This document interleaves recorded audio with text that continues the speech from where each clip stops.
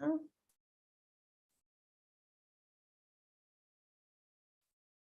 evening, comrades. Welcome, welcome to another issue of Why Marx. Now, we're looking at Marx and Engels and nature, the environment. There is widespread agreement among climate scientists that human activity, unquote, has been responsible for global warming over the last century. It's also well documented that Exxon, for example, knew the part being played by petroleum production 40 years ago, but spent millions to promote misinformation and climate skepticism. At the same time, we're constantly told it's what we have to do to control what is now a worldwide extinction event. We have to reduce eating meat consumption, for example, or we have to start buying electric cars instead of petrol ones. And with no thought to the environmental impact of lithium mining, for example, for batteries. Yet none of this will make the slightest difference compared to the growing output of greenhouse gases from industry, particularly in the developed countries. It will be the poorest countries that will suffer the most. A caricature of Marx and Engels is they were in favour of kind of unbridled development in order to create the conditions of abundance for socialism. However, tonight, Rob Gould and Tina Werkman are here to put the record straight and show how Marx and Engels were opposed to the destruction of the natural environment and nature of which humanity is, of course, a part. So, without further ado, then over to Rob. Thank you, Ian. A good introduction. So I'll just share this. Okay. Right. So today we're looking at Marx and nature. The talk today is really going to focus on the interpretation present in Marx's Ecology, Materialism and Nature by John Bellamy Foster. Bellamy Foster presents the collated view, the collated work of Marx on ecology in an accessible format, while challenging traditional concepts about Marx's view in relation to the environment, nature and ecology. He does this by taking us through the works of Marx and his predecessors, and at each step highlights the importance that Marx places on balance with nature and ecology. This talk will use this interpretation to draw attention to some of Marx's ideas about nature and how this may shape a communist future, while providing us with alternative angles to critique modern issues around climate change, sustainability, and ecocide. So we're going to start by looking at the philosophical roots of Marx's materialism over the idealism prominent in the dialectic of Hegel, and how this in turn invokes a fundamental difference in the role of the external world on human life. Then we will look at the kind of concept of alienation of man from nature, an important aspect of Marx's arguments against the mode of production of capital, and an angle that critics of Marx often get needlessly hung up on. After this, we will address how this concept of alienation pertains to Marx's concept of metabolic rift, and how this in turn can be expanded into two sub-issues, the unhelpful separation of town and country, and the exhaustive agricultural practices of the 19th century. After each of these areas, there will be a short summation of how these arguments can be extended into a 21st century setting without much stretch from the conceptual work of Marx. So we're going to start off with a bit of philosophy. So Bellamy Foster begins by examining the kind of the history of Marx's political and philosophical thought. Now, I'll admit I'm not the most comfortable in talking in this area. Epistemological philosophy as a topic tends to leave me a little tied in knots. The lack of solidity in the realm of human interaction with the external world, or that there is indeed an external world, begins to leave me in a foggy trance from which I struggle to pull myself out of. So forgive me if I lack clarity or brevity in this section. Despite this, I think it's very important that we spend some time unpicking where Marx stood on this debate, as it sets a groundwork for the relationship with nature we can see is consistent throughout his work. In this debate, we could easily wind the clocks right back to ancient Greece. We could go to Epicurus and Plato and Aristotle and carry on through to Bacon, Locke, Hume and Kant. But such a discussion would use up all of my time, and I really want to get into the nuts and bolts of Marx and nature. So we'll start with a brief summation of Marx and the ancients. So Marx appears to be most influenced in terms of his materialism by the work of Epicurus. We could tell this from the position Marx takes in his doctoral thesis at the start of his academic career. And that is that Marx's materialism has a lot of influence from Epicurean materialism. That is that all things in the universe can be explained using material terms, and including human consciousness and the mind. Similarly, in Marxist materialism, history is explained by humans' interaction with the external world in the societal form, specifically the material conditions created by the modes of production present through history. This is significant as both are a move away from idealism and dialectic driven by, sorry, I skipped ahead there. And so idealism is the concept that the world is shaped exclusively by human or divine ideas. Hegel's absolute idealism and dialectic driven by the Geist were critiqued by Marx and other young Hegelians extensively. Though the dialectic was adapted by Marx to become part of his historical materialism. That is, that history is driven by the contradictions created by human societies in different times and places. I won't attempt to kind of over-explain or get into the nuances of the philosophical positions here, as I've already kind of said. So, why is the epistemology of Marx important to understanding his relationship with nature? Well, it comes down to the view of Marx and many other materialist philosophers that humans are from nature as opposed to beyond nature. The idealist view, of which many philosophers that Marx is responding to hold, is that humans are divided from nature and that their relationship is kind of deterministic.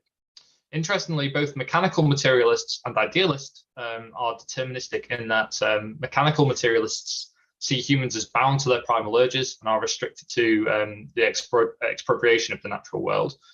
Hegelian idealists kind of see are deterministic in that they see that it is their right to exploit the world due to the kind of divine precedence of the Geist spirit that moves through human history, and that humans are kind of are insignificant in controlling this spirit, and that it is, you know, the kind of divine hand of God.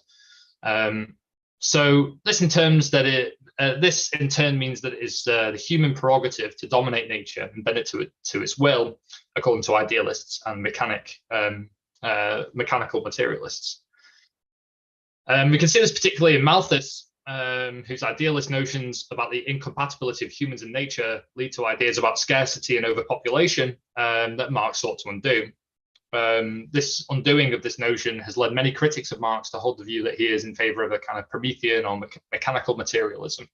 However, Marx's view is less prescriptive and avoids determinism. He did not diminish the role of human rationality in the relationship of man and nature, and this is vital for understanding his notions of class consciousness and praxis, the impact of ideas on society. Therein, because Marx rejects fixed deterministic materialism, he cannot be said to be wholly Promethean. Instead, a better way to express his view would be that the human relationship to nature can change and has changed over time. And there is not one way that this relationship is determined to proceed.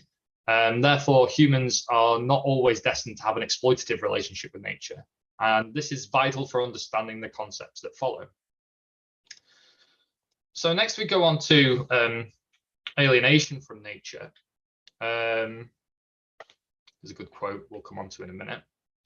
Humans are part of nature. So Bellamy Foster established Marx as a dialectical or historical materialist.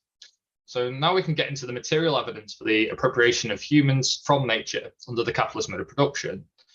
For Marx in his early writings, humanity exists with nature as follows. The whole of nature is his, and that's humanity's, inorganic body. One as a direct means of life, and two as the matter, the object, and the tool of his activity. Nature is man's inorganic body, that is to say, nature insofar as it is not the human body. Man lives from nature, i.e. nature is his body, and he must maintain a continuing dialogue with it if he is not to die. To say that man's physical and mental life is linked to nature simply means that nature is linked to itself, for man is a part of nature. So we kind of get this idea from this kind of from Marx's early writings here that Marx sees humans and nature to be in symbiosis. The two must be in dialogue with each other in order to survive. However, under the capitalist mode of production, human labor is alienated from its natural state, that is, of transforming nature to meet their needs, and is instead reduced to a commodity. That it can be purchased and used to fulfill the commodity wants of a society.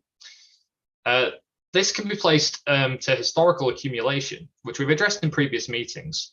The transplanting of humans from the land through force, law, and ruination, and the move from peasantry to industrialized labor.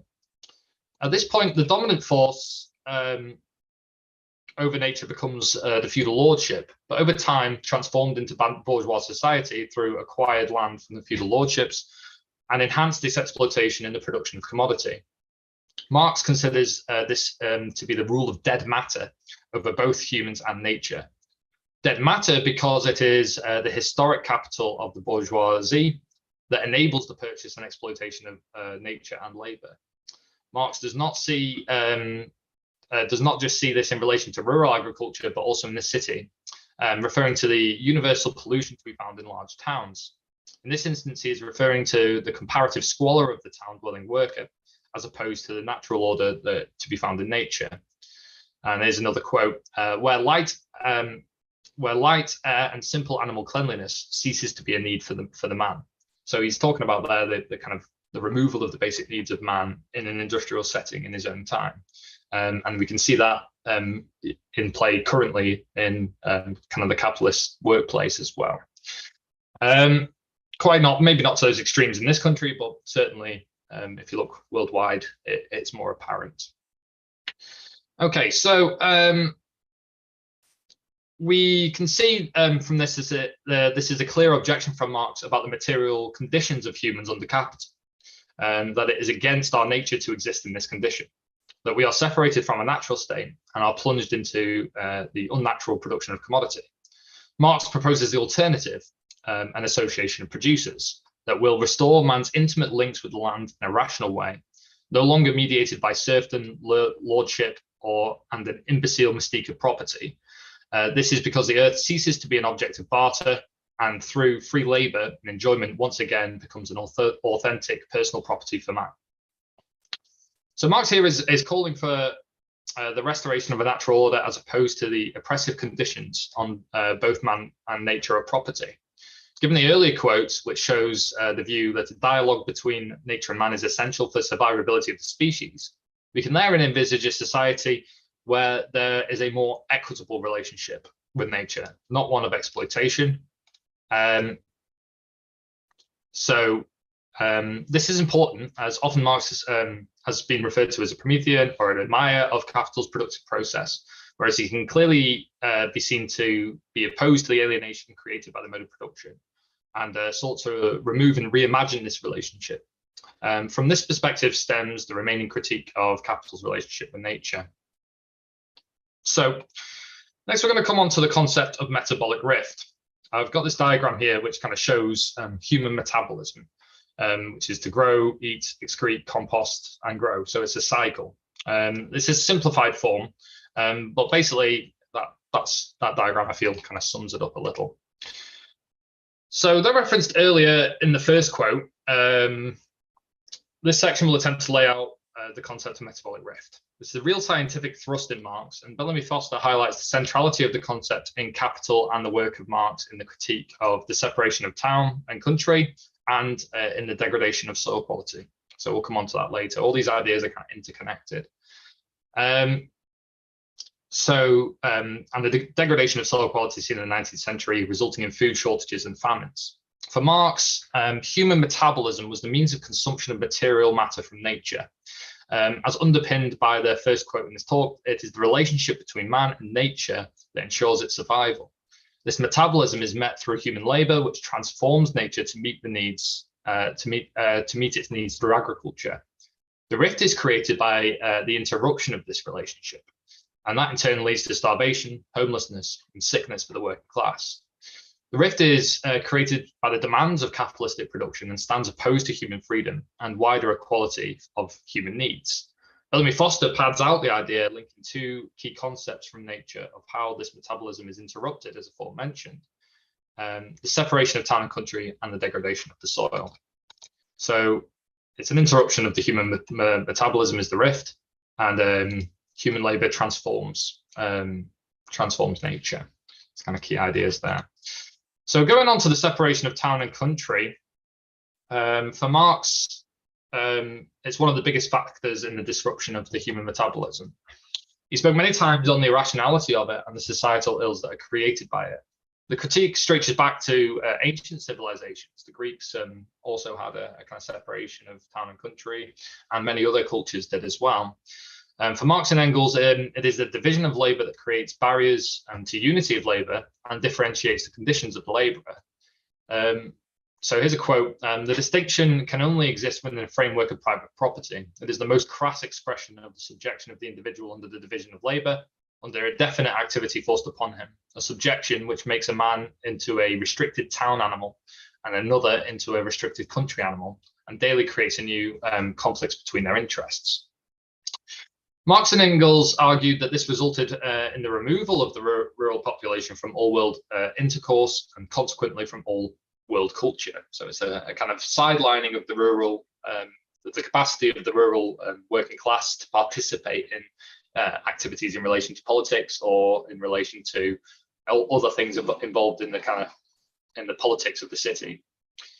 So, of course, under capitalism, historically, there's a large period of forcibly removing people from the country to the city. Marx references himself the Highland clearances as an example of this. He critiques Proudhon for kind of failing to recognize the importance of the separation of town and country as a significant historical development in capitalism. In Manifesto, Marx draws attention to how the segregation of town and country has been expanded to the world stage. Capital has subjected the country to the rule of the towns. It has created enormous cities, has greatly increased the urban population as compared with the rural, and thus has rescued a considerable part of the population from idiocy. Now, by idiocy here, he doesn't mean idiocy as we might think of idiot or idiocy.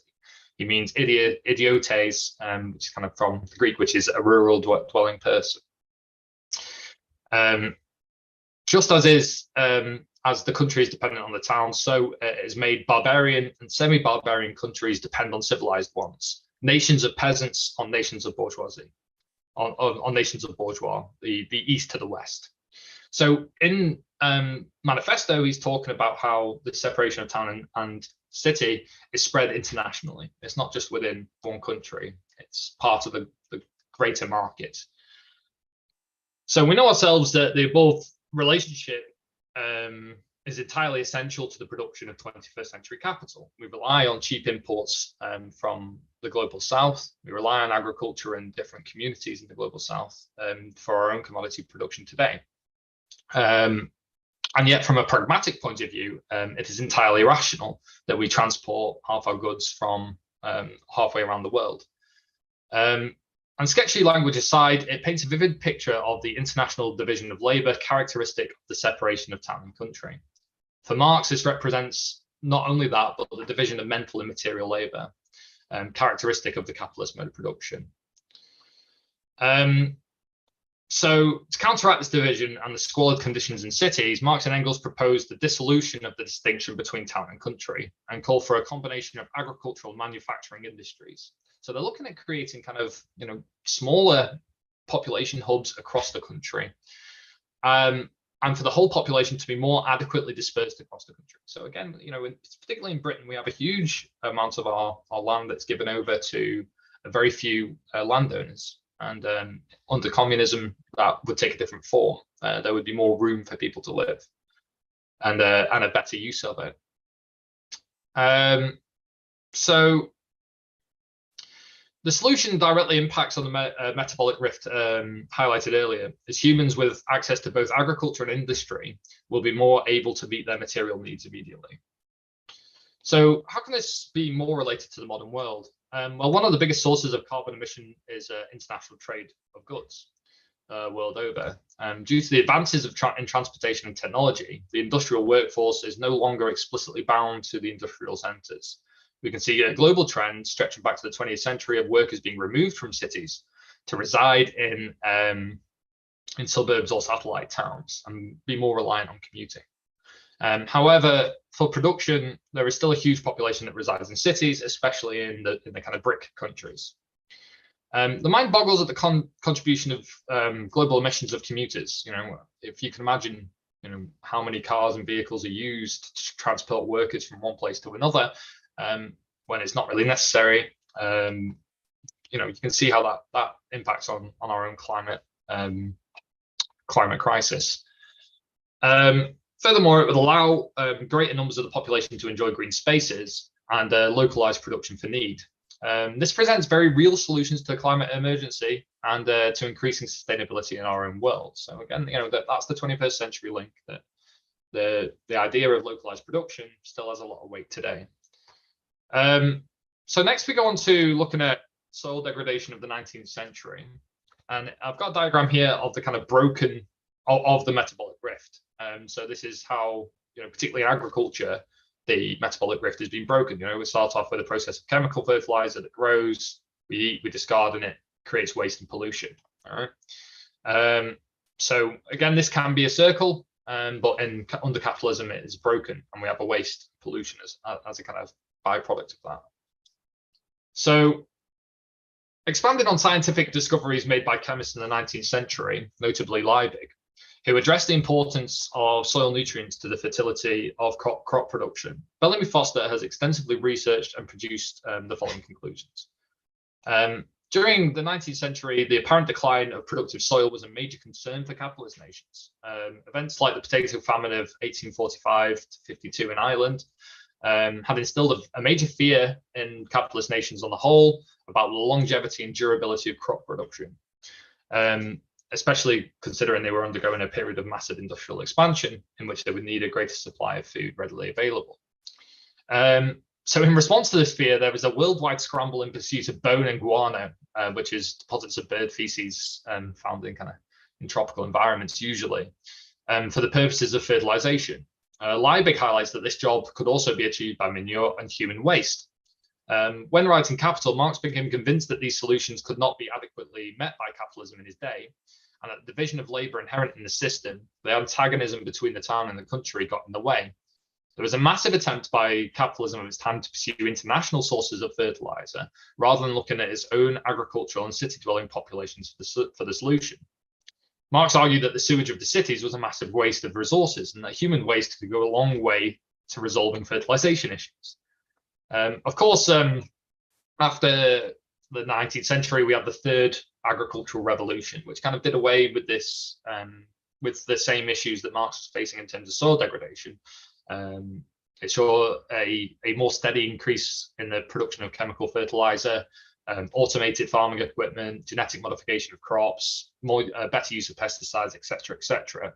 And it saw a lot of these issues resolved that Marx was highlighting. However, the solution that Marx points to really shows his forward thinking in relation to sustainability and a degree of joined up thinking about ecology. If Marx had been aware of the consequences of burning fossil fuels on global temperatures, or the deforestation in the Amazon, and the possible solutions we have to the limitation and restriction of using said fuels and agricultural practices, I'm sure his thinking on the matter would be unchanged, that capitalism isn't equipped to deal with crises of this nature. In Iceland, in the present day, there is a single 5,000 meters squared greenhouse at Fríðheimar, which produces 90% of the tomatoes for the whole of Iceland. It does this, with access to such technology, the world production of agriculture could be turned on its head. The greenhouse in question also boasts a completely negative carbon footprint and uses bees to pollinate plants within it. So it promotes a kind of green relationship with production of crops. It's currently operating on a capitalistic economic model, but we can see how such green production is possible, but held back by the interests of global agriculture at the expense of our planet. That capitalism in its current form is unequipped to deal with the crisis at hand. Furthermore, our extended supply chain and reliance on international import and export only exasperates the problems we are faced with in relation to carbon emissions and global warming. Just as capitalism in the 19th century did with soil exhaustion and soil degradation. So we see, capitalism creates a problem in the 19th century with the environment. It came up with a scientific solution, but it took far longer to implement it than it should. And do we have that time with our current crisis? It's debatable. So again, Marx and Engels' kind of solution of localized associated producers, use of technology, and production of need over one kind of points to real solution to our own climate issues. So I'm coming to the end of my talk now.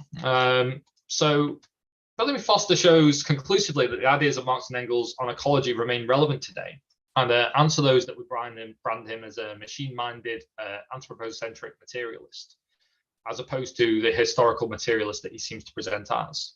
Above all, the relation of production is historically dependent, meaning there is a plurality in the solutions to crisis that communism can take. The communism described by Marx and Engels will need to be updated for modern issues in mind if we are going to present it as a global alternative to the capitalist mode of production. Like Marx, we need to embrace progressions in science and hold socially positive outputs, and to be ever thinking flexibly about how we can use discoveries made in the present to further the future of humanity.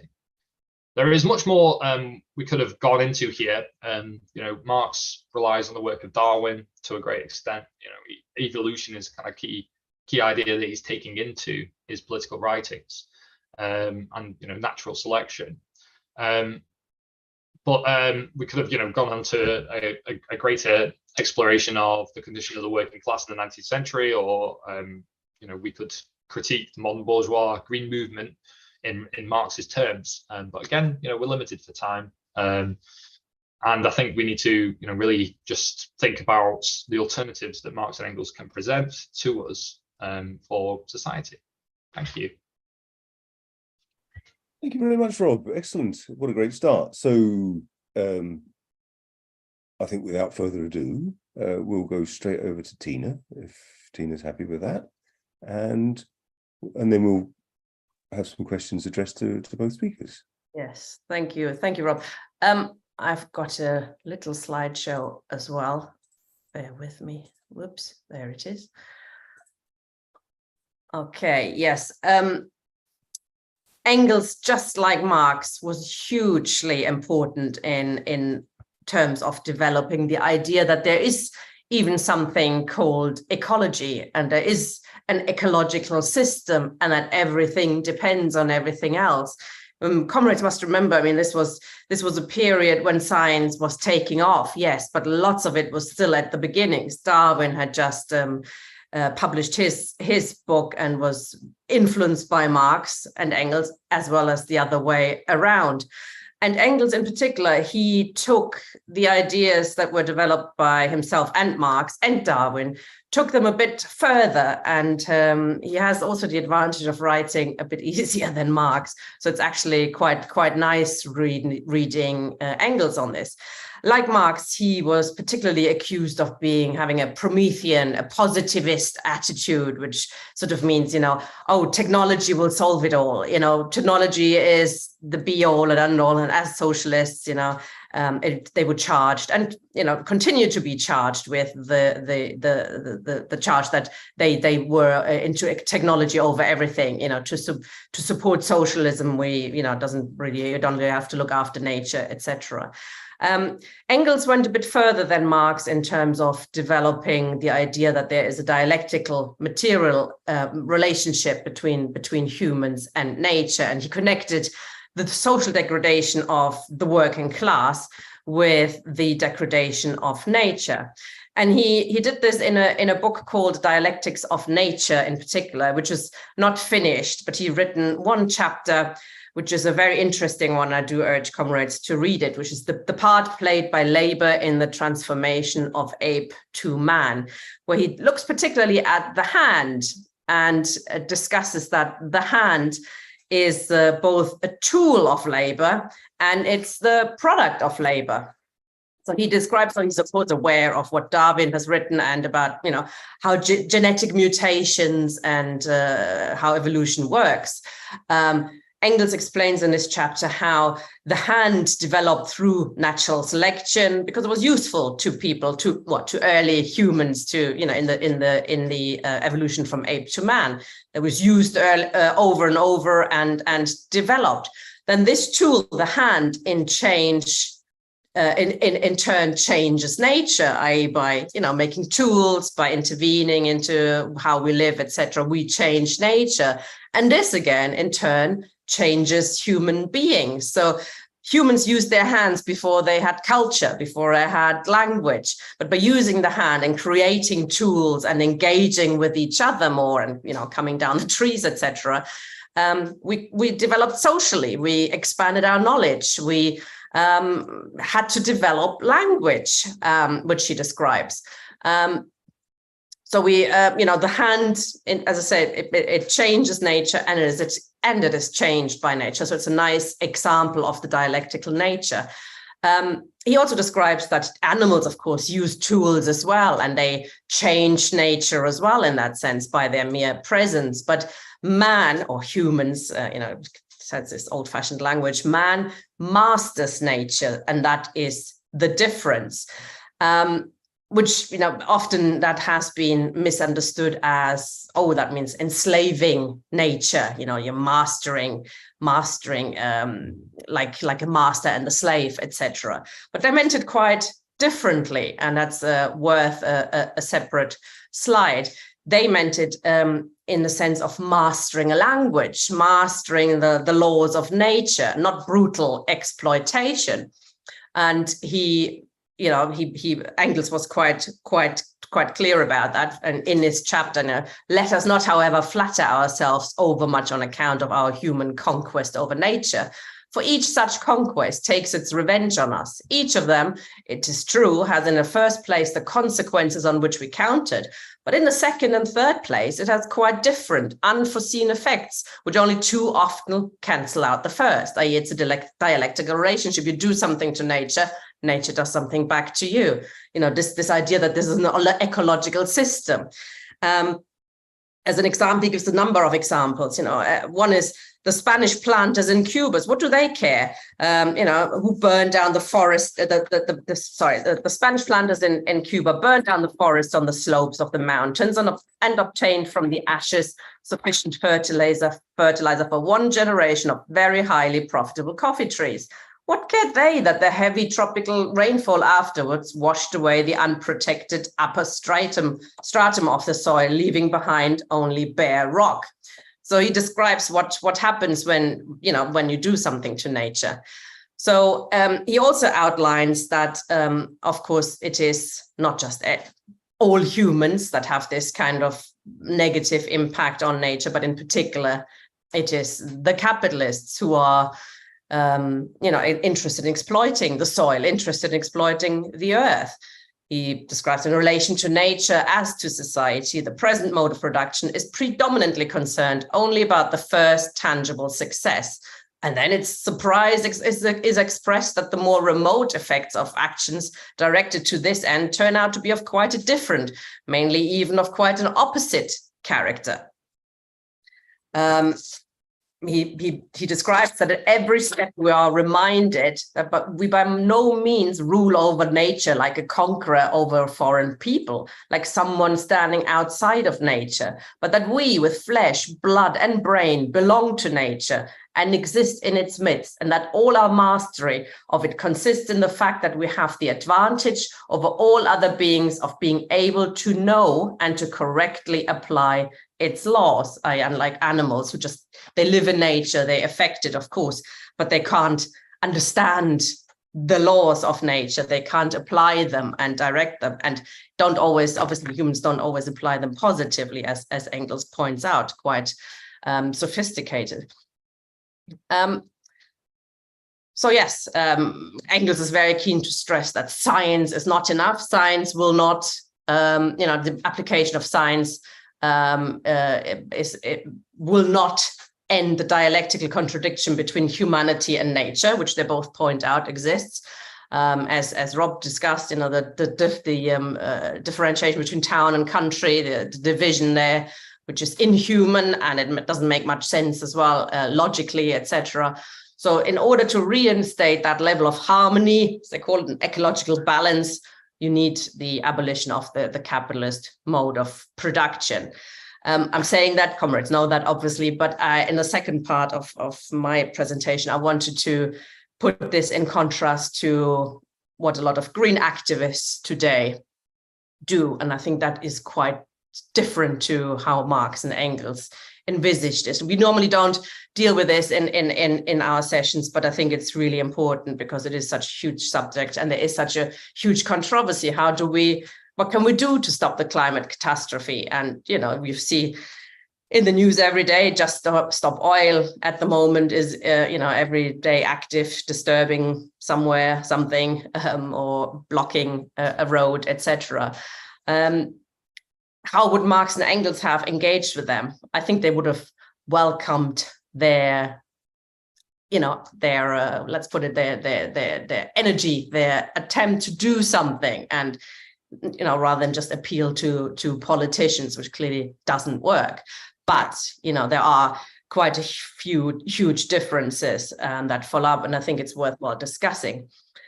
The biggest one, I think, is this idea, and unfortunately, this is not an idea that's just limited to green activists, but it also finds reflection a lot on the left. And I've had arguments with people I consider quite close comrades who believe that there's simply too many people living on the planet, and this is the key problem, and this needs to be solved for the climate catastrophe.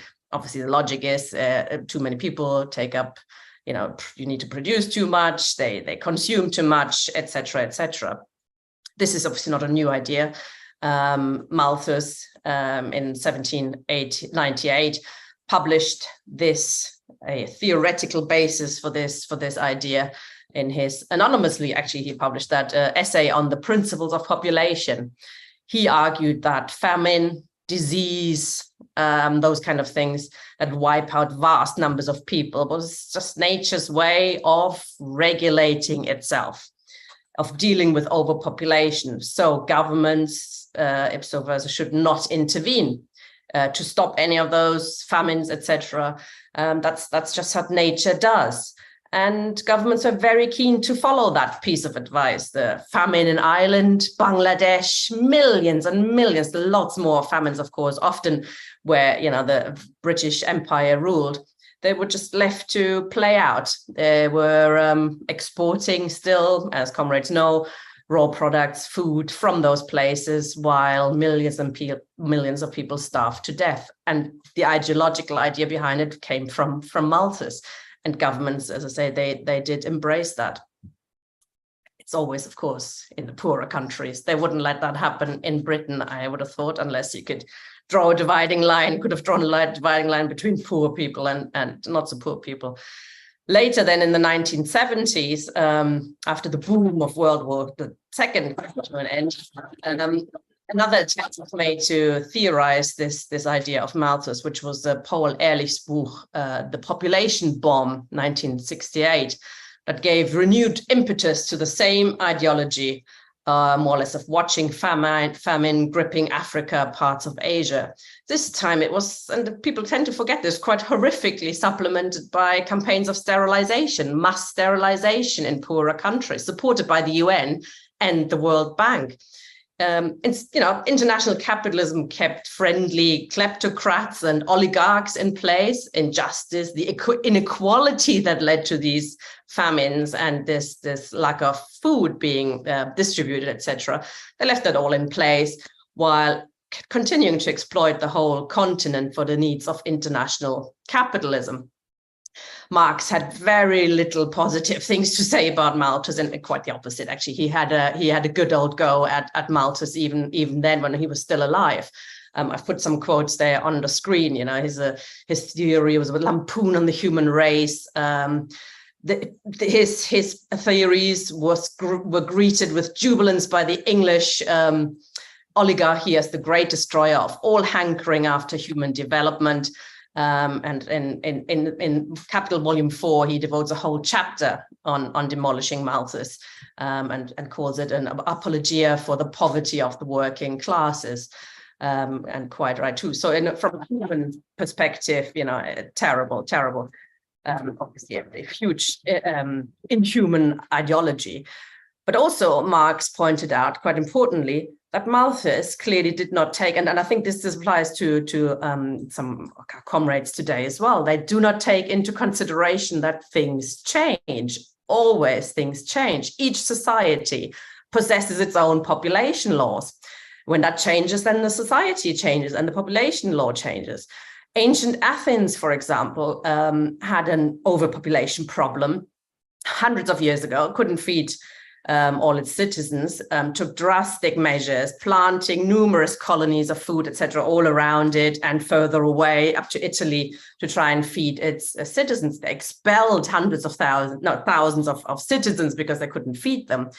And then if you look at the numbers, Athens then had around 300,000 inhabitants.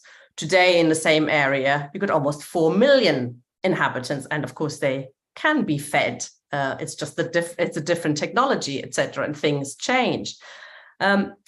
Needless to say, this kind of theory attitude also leads to policies against migration and refugees. Allegedly, we're full up. I've been told Britain is full up, Germany is full up. Are we really? I mean, you just need to look at the birth rate. You need, for a society to reproduce itself, you need per woman, you need a birth rate of 2.1 children. And look around, there are very few people who have that many children. The birth rate in Germany is 1.52. So very similar in the UK, etc. So there's a negative birth rate because, of course, industrialization has changed all of that. It has changed population growth, etc. Peasant families, the attitude there is, of course, the more children, the better. That's free labor, so you need as many boys, to be honest, as possible to exploit. In proletarian families, entirely different. Children cost money. They're not there to help you, look after the shop, etc., help you with the farm, etc. They just cost money, which leads to, obviously, a negative birth rate in many Western countries. And this will expand, this negative birth rate. The more proletarianization goes on around the world, the more people are lifted out of poverty, the fewer children they will get. So population levels will not go up and up and up and up, as if you could draw a graph and it's always same. It will go up, there's horrific numbers, in 20 years, you'll have 100 billion on the planet, etc. Rubbish, very, very unlikely. Serious experts actually estimate that it won't get more than 10 billion, probably in the next 10 years or something. And then things will probably stabilize. I mean, you can't foresee the future, but it makes a lot of sense that, the more money people have, the more they come out of peasant establishments, they will get a lower birth rate. The key issue here is, of course, for many, many Greens, and that includes the Green Party, which until recently had a program of halving population in Britain through voluntary, who knows what exactly their ideas were. No migration for sure, no refugee. Soften that a little bit, but it's still the idea. It's people aren't the problem. It's too much consumption, etc.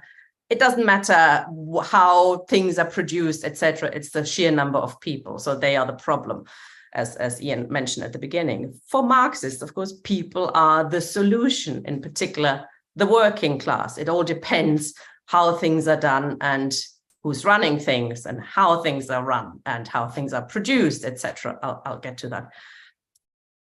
There's another idea is that technology will solve it. And this is where actually a lot of the green people, green campaigners and capitalists combine their forces, where they meet in a sort of happy coincidental marriage to greenwash capitalism, if you wish, fiddling around the edges. I've put a few things there on screen. I don't have to teach comrades that, recycling, carbon trading, carbon capture, etc., amount to very little, but trying to greenwash how things work. Clearly it's not the recycling that we should concentrate. It's just changing the way things are produced. So you don't have all that crap in your house. It shouldn't be any plastic bottles, shouldn't be even allowed to be produced anymore. Say what you want about East Germany, but they had a very interesting recycle scheme. You had one bottle for milk. You know, there was one glass bottle for milk. So there were that had to be washed and it was reused. You know, it was recycled in that kind of way. You reuse it. You know, a small glass for yogurt, etc. Constantly reused. That makes a lot more sense than having to crush up the glasses or the plastic bottles and make new ones out of it. So this is, you know, there's the greenwashing going on. There's, of course, you electric cars. You mentioned that at the beginning. That's probably one of the biggest cons that the green movement has brought and has enforced on us. Electric vehicles, not only are they hugely damaging to produce for the environment, to run as well, you know, and now electricity prices are through the roof anyway. The electricity has to come from somewhere.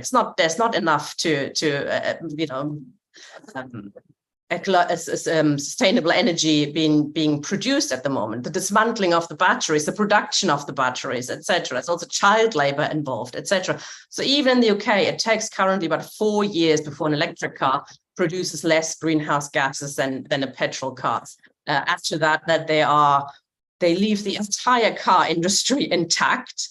This is wonderful for the car industry, Ford, etc., Mercedes. They love it. They can continue with the individual car production. It goes straight into their profit. Street building, everything stays as it is. We're just investing a bit more into this, you know, into the electric cars. They don't do anything to stop the greenhouse gases, etc. It's a minor difference. It's hardly worth bothering. It is a total con.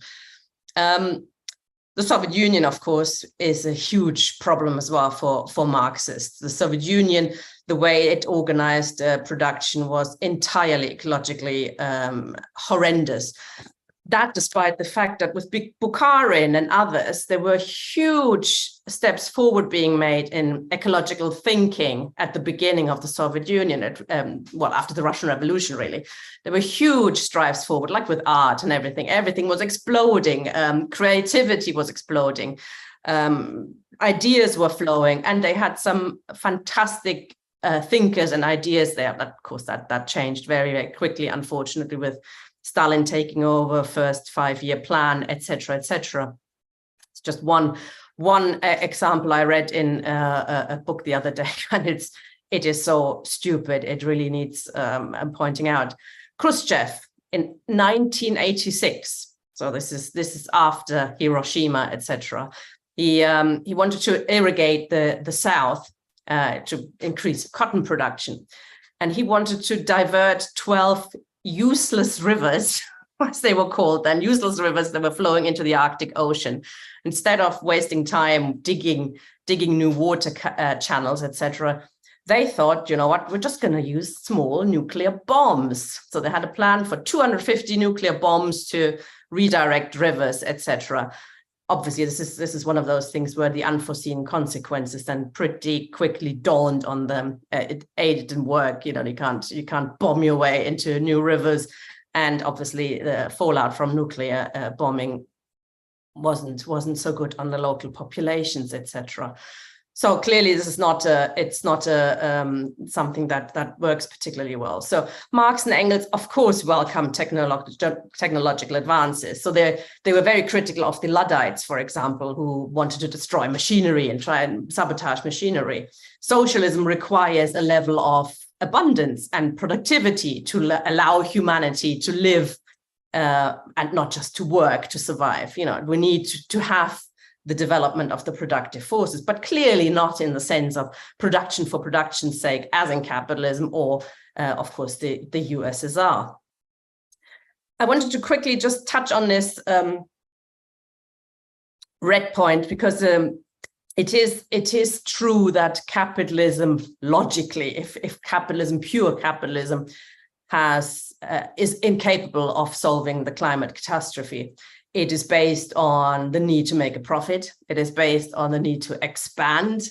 It needs to find new markets constantly. It needs to invent products that nobody needs and then create the need so that everybody thinks they need it, etc. So it's based logically on expansion and the opposite of saving the planet. However, we should take that quite seriously, because this touches on what Greens are saying as well, is there is the possibility that some of these people recognize, well, we live on that planet as well. Elon Musk is unlikely to be shot to Mars or the moon to survive, the impending climate catastrophe. So there will possibly be a recognition at some stage that, yes, they will die as well. The rich people, they will not survive the climate catastrophe as well. So something might have to be done. Now, this will be, if it should come to that, and we should look at things like COVID, the reaction to COVID, or even the reaction to World War I and II, when capitalism suspended the law of value. Suddenly the magic money trees can be found to build weapons, to develop a vaccine, to put billions into more or less useless PPE and stuff. The magic money tree is there if it's needed, and suddenly the law of value is suspended for emergency situations, even by capitalism, by those running capitalism. So it's not a huge chance, but it is possible that something like this could happen with the climate catastrophe, and understanding that you need this would be efforts from above, clearly, entirely anti-democratic, based on radically changing production to save the planet, which would of course also go hand in hand with a reduction in the population from above, a not very pleasant one, I would have thought. And things like where you can't, workers shouldn't be able to strike against things like that, or even organize. So this is like an idea, that could be a fascistic solution to the climate catastrophe, is a possibility. It's also quite possible that this would be supported by some of the organizations who are now, campaigning against the climate catastrophe as saving the world, not saving, obviously, democracy or whatever, but just saving the world. So there is a tension coming up, perhaps. I'm not saying it looks very likely at the moment, but it is possible. So clearly, as Marx says, this is not something that we should be striving for or hoping for. The only democratic solution for us is obviously the working class as the agency, the association of the free producers. It's also the idea of local democracy versus global capitalism, and Rob has touched on it, and there are lots of ideas, I think, where this is something that Marx and Engels would have wanted and argued for. Overcoming the division of town and country makes absolute sense. The 15-minute city, that concept, which is also I think is being put forward by some very unpleasant people, but from the right, which underlines the danger of a semi-fascistic solution coming as well. But this is also something that I think Marx and Engels would have considered, that we should live where we work and work where we live, that we don't have to drive for an hour to get to work or to the shops, etc., but that everything is within your local reach, etc., makes entire sense. Local empowerment from below, etc. So this is something I think they would have embraced, local democracy. And of course, they were also fans of what they called, the small egalitarian primitive communist societies that lived locally and organized locally in relative harmony with nature, etc. But Marx and Engels didn't argue for a return to that, and wouldn't have, because A, it's stupid, B, it's impossible. You can't go turn the clock back. Capitalism is global and cannot be superseded by socialism in one country, let alone one region or one socialist locality. Not even Jamie Driscoll can do that. Oh God, I had some arguments over that the last few days. You can't have socialism in one city or in one locality. For a start, you'll be crushed by international capitalism if you do it against, global capitalism. But also, of course, from a point of view of production, it makes entirely sense to produce some things locally, yes, but other things, of course, it makes sense to produce them in an organized global plan. It makes more sense to have whatever bananas grown in Africa rather than have huge greenhouses here and stuff. If you organize distribution, etc., in a sustainable way, in a democratic way, that makes a lot more sense. So global democratic planning is needed to create true abundance, where we have the time, where we have the facilities to live about, don't just exist in order to find our next meal, etc., and to avoid repetition that the locality next 20 miles down the road, they have to produce the same things in the same way that we do. Whereas if you combine forces, it makes a lot more sense. I'm not talking huge USSR style massive plants, but some things it makes more sense to organize them globally.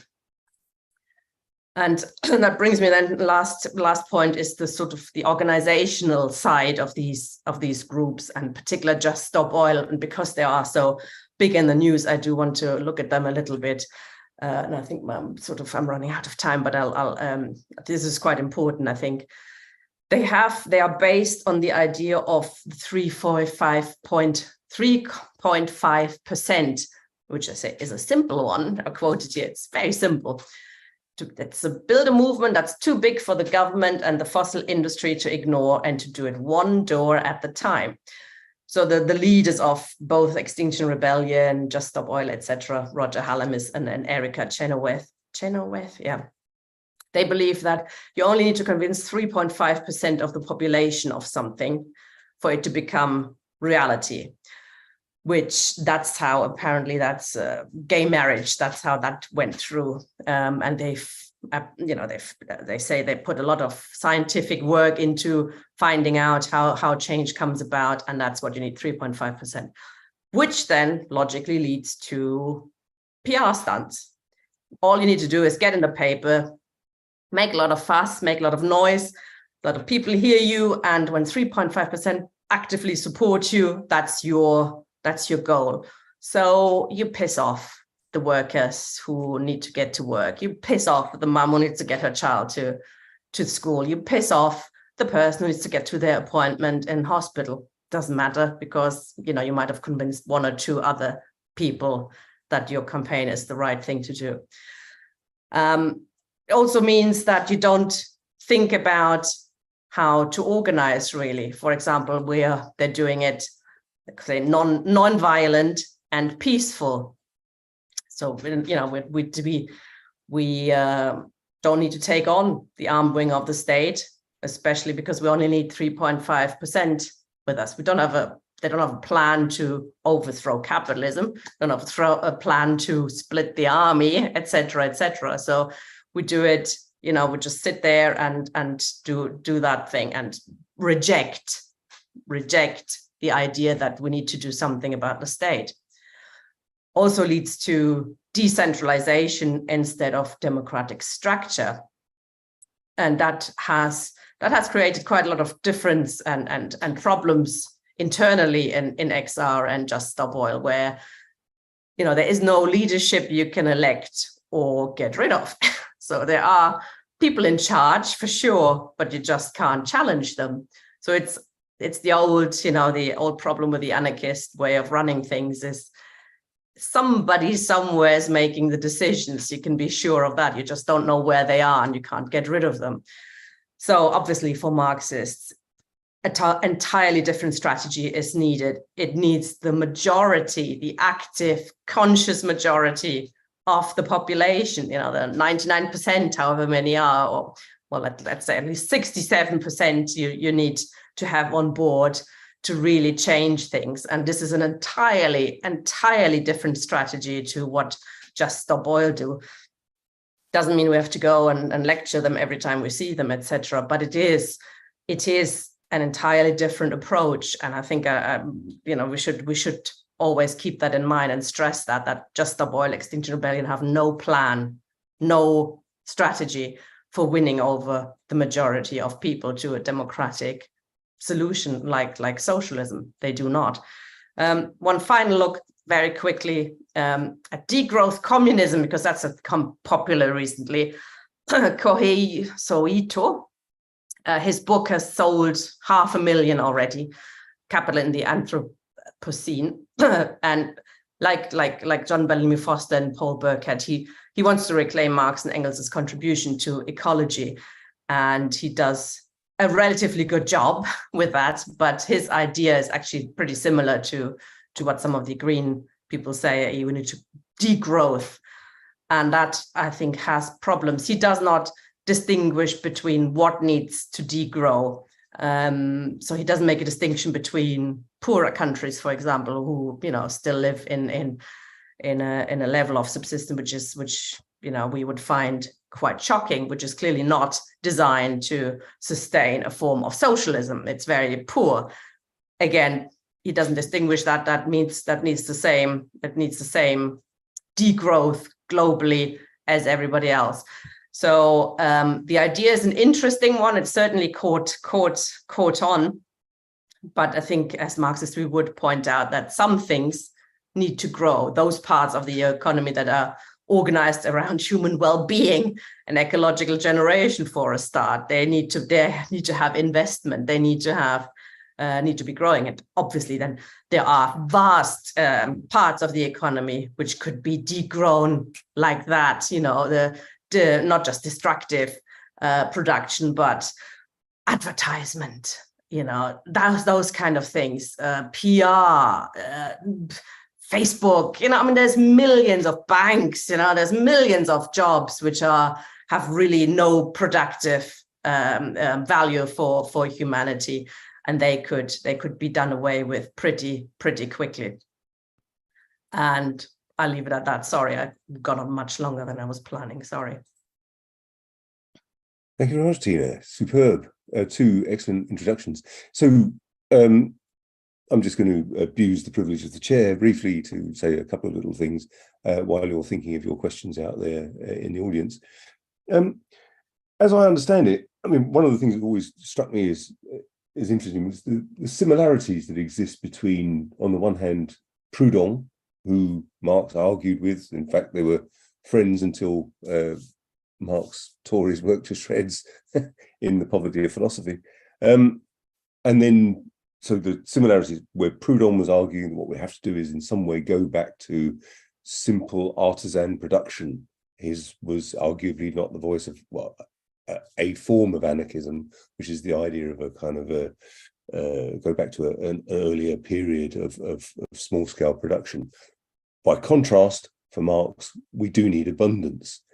I think that the argument is that we already have abundance. It's just that so much is wasted upon military expenditure, vast numbers of jobs which are completely unnecessary if you have a genuinely socialist society. So, for example, if we see the end of wage labor, the end of wage slavery effectively, you immediately don't need to be driving to work to commute, as the point which was, of course, made by Roll. You immediately don't need a whole infrastructure that's associated with that destructive form of consumption, the production, for example, of everyone having to have their own car, that kind of thing. And whole swathes of the economy, banking, insurance, finance. If you think about it, you could probably reduce the working week to about 10 hours of necessary labor fairly quickly in a socialist society. So the prerequisite for that, of course, is a kind of direct participative democracy, and but there is an appeal, isn't there, about the whole kind of area around degrowth. In my lifetime, tens of thousands of miles of hedgerows have been ripped out of the countryside and had a catastrophic effect upon wildlife and so on. And yet, for agriculture, which is often not particularly productive in a worldwide context, if we contrast that with, for example, palm oil production in some parts of the world, which has seen massively diverse ecosystems destroyed in favor of just one plant, for producing palm oil, and that's purely because of commodity production in a capitalist context. So how do we reconcile the need for abundance with the need for direct participative democracy and if facing this distinction between town and country? Rob? So I think, if we're thinking about this question of, the need for abundance, we need an abundance, we need to meet our current level of consumption. Again, I think, there exists within our society the technology to produce that abundance locally. As I stated in my talk, we have, there is an entirely green greenhouse, and has a negative carbon footprint, producing 90% of one country's tomatoes, and it's only 5,000 square miles. It's not big, square meters even. Sorry, so it's not massive. It's small enough to produce 90%. So we have the technological solutions to have abundance, even in a local setting. If we could replicate that for every crop, there is no reason that our growth and the kind of the agricultural needs of society couldn't be met. Now, commodity is a very different question. At what point do we draw the line at what somebody needs and what somebody wants? And I think that's a difficult question, and one that we have to consider. I think, given the interconnectedness that we are provided with technology, we have to keep up a degree of technological production. However, we need to be looking for other solutions, and particularly in the manufacturing the manufacturing area of these technological devices, because as we've already pointed to, there's a great deal of exploitation in the production of lithium batteries, in the production of smartphones. There's a great level of there's a whole international trade that's massive. So I think there does need to be a reassessment of where we're getting this technology from, and how we can source rare earth metals. I think there probably will be a technological breakthrough within our lifetimes in this regard, but again, we can't rely on it. And again, how quickly can it be rolled out? With a division, with the separation of town and country that we have at the moment, there is a tremendous amount of waste and tremendous amount of resources poured into transportation that doesn't necessarily need to happen. And I think the dissolution of that will have positive effects for society, not only in a sense of the way we work and the way we relate. You're right when you say 10 hours of labor time per person is more than enough to produce everything we need. But again, how do we distribute that? And I think there's a lot of questions here that we need to research. We need to do a lot more work about to be able to really envisage what the society could look like. Thank you, Rob. Conchita's already put her hand up. I'll come on to you in a moment, comrade, after Tina's reply. Comrades, please put your hands up. If you don't want to speak, then please put questions in the chat, and we'll come on to. So Tina first, and then Conchita, please.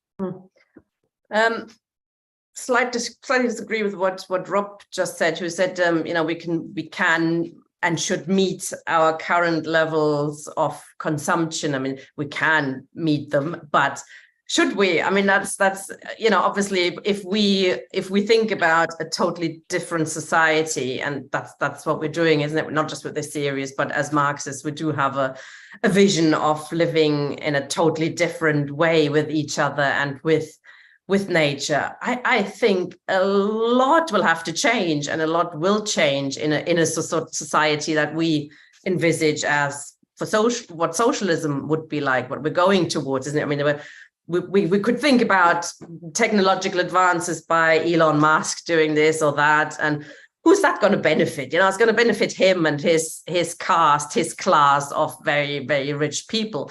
If we consider a society that runs totally different, a sustainable society, etc., with where people change as well, where we change our relationships with each other. We don't all have to live in our own little houses right next to each other. You just combine that. You can have that in a more human way. So you don't have to have 100 washing machines for 100 people, things like that. You don't have to have everybody cook their own meal, or everybody, throw away their clothes when they don't fit anymore, give them to somebody else. I mean, there's efforts being made with that, but as a rule, that's how we should be doing stuff. As a rule, we own everything together. We share it, whoever needs, from each according to their ability, to each according to their needs. So we're thinking a totally different way of organizing, of living, and what humans need. But I do think that there are vast areas of the planet where humans need development, and where they are living in shit conditions, in really horrific conditions, where there even, there's no irrigation, there's no proper sanitary, etc., and people die in their 20s, 30s because they live in absolutely horrific conditions. This will get worse, I think, with the climate catastrophe. We'll have millions of people being displaced because sea levels going up, etc. So poverty across the globe will increase quite dramatically, I believe, while also money goes up, etc. But there will be vast numbers of people who need to be housed, etc. And that requires some kind of quite dramatic solutions that go much beyond what capitalism, or what somebody like Elon Musk, or poor Elon Musk, he's actually one of the better ones. I mean, he's producing children like there's no tomorrow, because he's actually been saying there is a problem with underpopulation. He wants more people on the planet, so he's at least coming from that, and not doesn't see people as the problem. But what I mean, that there might be technical innovations or whatever, but at the same time there will be huge poverty and refugees, etc., that need an entirely different way of thinking, and how to do the abundance and how to combine that. And I think where real democratic planning has to be developed, we have to understand, or we have to start talking about what planning actually means. When we hear planning, we think of 5-year plan in the USSR, which was obviously not based on need. It wasn't based on what people wanted. It was based on showing off, and it was based on, Hillel Tickton tells this funny story where they had to, they were asked to build or produce 5 tons of what is it, 5 tons of nails or something, and they produced a 5-ton nail, which nobody can use, etc. But they fulfilled the plan. Didn't serve anybody, didn't help anybody live. Quite the opposite. It was just stupid. And so, what we need is global planning on a huge scale. I just want to pick something up in the chat, because I've been criticized for being too rude and too mean to just stop oil, etc. I have that tendency. We have to convince them that they're wrong. It's pretty obvious. We can admire their energy, and we can applaud them when they're doing something useful, but they're doing a lot of activities which actually divides the working class from them, the people they should be trying to win over. And they've had these discussions as well. It's not we're making this up. They've had debates internally on these issues, and we know that, and XR has done it as well. That some of them understand that they actually need to win over the majority, and not just the 3.5%, and that would lead to different strategies. And if we can influence them in that direction, and we've had very comradely discussions with some of them already, all the better. What we shouldn't just do is, if we know it's actually wrong and not going to change what's required, we don't have to applaud them if we think what they're doing is actually wrong. So you can do you can have a comradely critical discussion with people, and most people are quite keen to listen and to debate, and some even change their views sometimes. Thank you. We've got 2 people with their hands up now. So could I, if you wouldn't mind taking them both, if that's okay. So Conchita, please. Conchita? Oh, do you need to unmute yourself? Oh, she's just coming in as a panelist. Can you hear me? Yes. Sorry. I wanted to since I was 16, I read E.F. Schumacher, Small is Beautiful, Economics as if People Mattered. And that book has been with me all my life. And I wonder if you've heard about him. I thought Tina might have heard about him because he's German, although he lived in England, in Britain after the war. But I feel that you need to grow into this in a mixed economy. And his ideas of keeping things simple have encouraged me to get to know how to grow my own food and to learn how to look after earth, a bit of earth, to grow things, to realize how dirty patches of lands are, that we're so polluted from decades. So when we were clearing our allotment plot, there was stuff there that was from the 50s, pollution from the 50s in a little plot.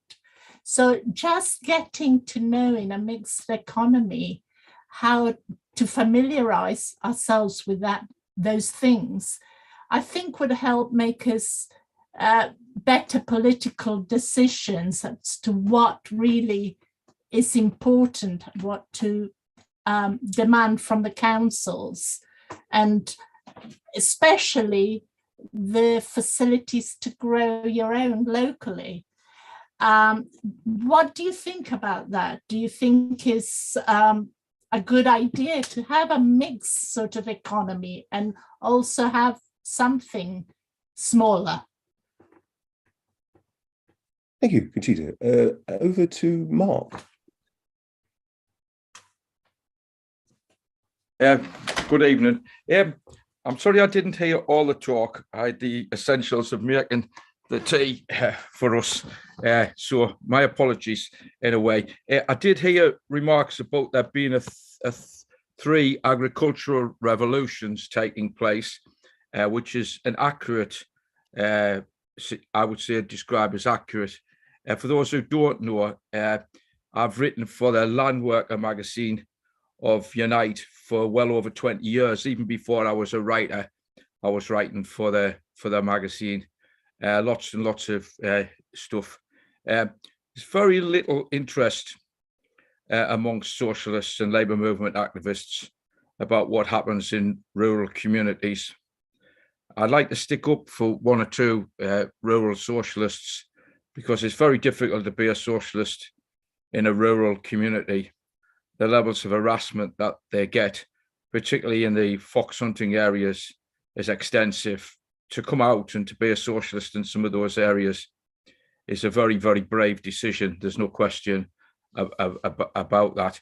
The fourth revolution, in essence, is taking place at this current time, and it's very much a capitalist revolution.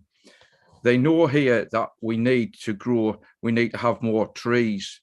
And so what they're doing is they're replacing food production, particularly across the north, with the growing of trees, and they are subsidizing major capitalist companies to do this. And it's a very, very lucrative swapping of public money into private hands. Over the last few years, myself and Charlie Clutterbuck have taken people on walks to areas where food used to be grown and shown people where food could still be grown at this particular period. I put in the chat Charlie's book from 2016 called Bittersweet Brexit, The Future of Food, Farming, Land and Labour, which was produced by Unite Education. I've got that together. I won't go into it now, but it was subsequently banned, and there was plans to actually throw away all the copies because the title caused apoplexy amongst the highest levels of the Labour Party in the period leading up to 2017 general, into the 2019 election in particular. The very title was a terrifying prospect for some of the top people in the trade union and in the Labour Party at that particular period of time. It's an excellent book. Charlie is a socialist, although it certainly doesn't propose socialist solutions. How could it? There's nobody listening, to be frank. What it did propose was that whether we were in Europe or out of Europe, the monies that was put towards a common agricultural policy, which was about 3 billion, should be swapped into job subsidies in rural communities. And we estimated that 300,000 jobs per year could have been created at a £10,000 a year subsidy in those areas. But it includes some fascinating stuff in the book in general, loads and loads of stuff. Charlie became a socialist back in the 1950s, working class school in Birmingham.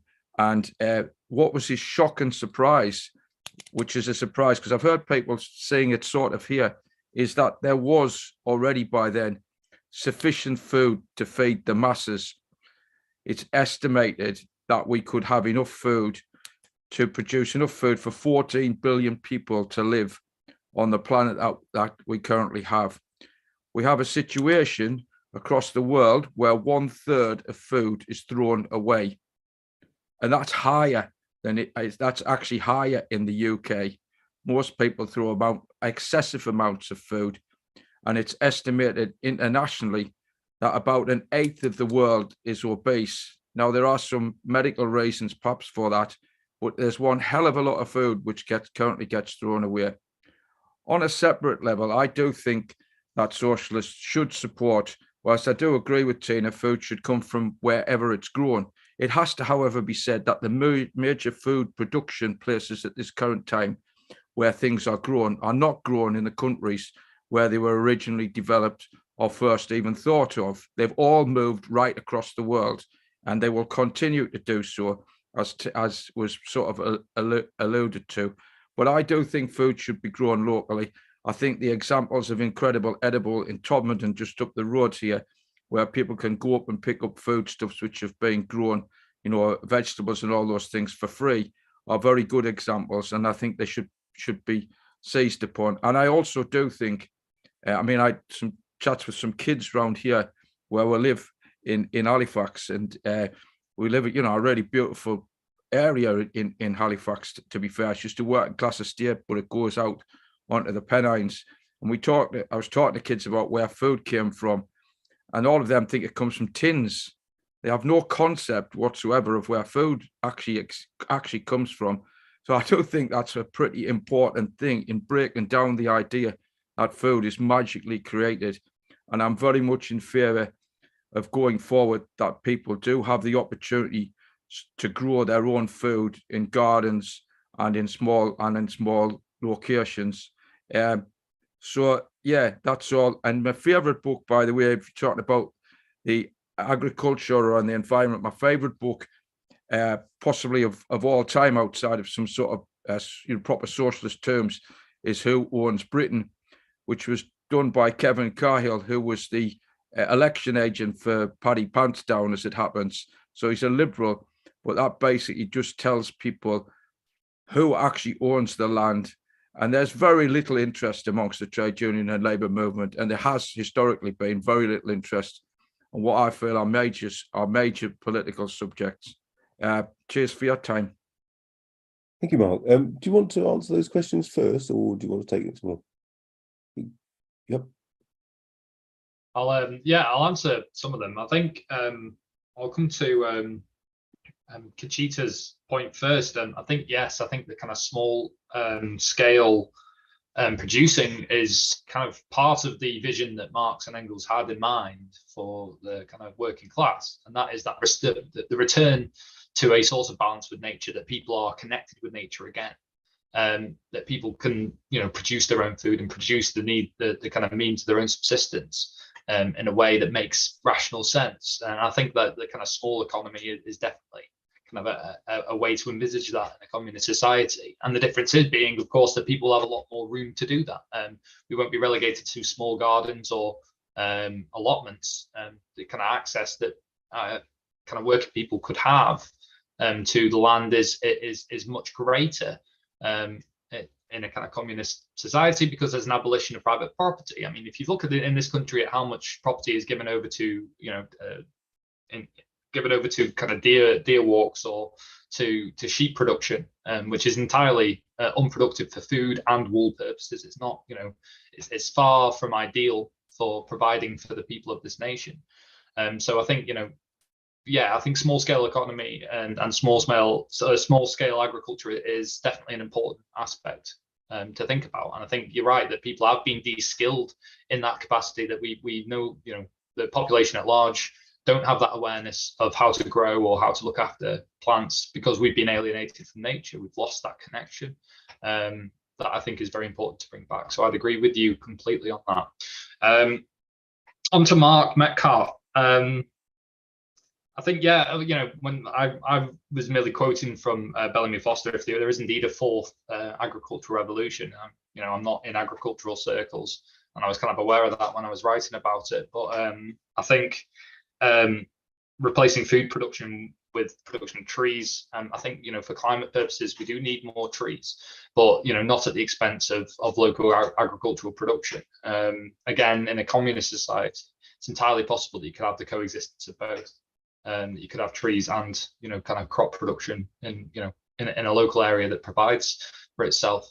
I've seen in the comments as well a lot of kind of talk about the meat industry. I know the meat industry is terrible for kind of it's just an incredibly wasteful way to produce things. I think if Marx could see the meat industry of today, he would say that is it's a demonstrable way to kind of treat nature. It's that kind of idea of man dominating nature rather than allowing it to exist in a natural capacity.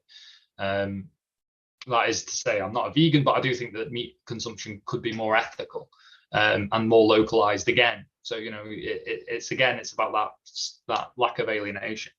I think in terms of job subsidies in the rural environment, and again, I would consider that to be a small scale solution to a massive problem. It might solve things immediately now for rural populations, but again, we're looking at the biggest picture. What is communist society going to be? What do we want our relationship with nature to be going forward? Not what it is now, and maybe small amenable changes we can make to capitalism to make it fit. Socialism's the answer, communism's the answer to these problems. It's not to just simply modify the jobs market a little bit. I think we need to be punching a bit higher in terms of our aspirations for change. But I agree with you, a third of food being thrown away is a horrendous kind of statistic. And you're right when you talk about levels of food consumption in imbalance. Again, a communist society seeks to do away with that distinction. It seeks to do away with the distinction between the rural and the city.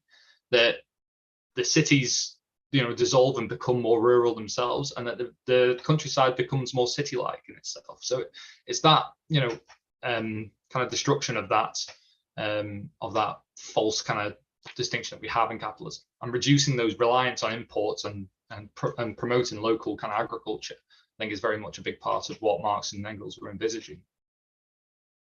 Thanks. Tina.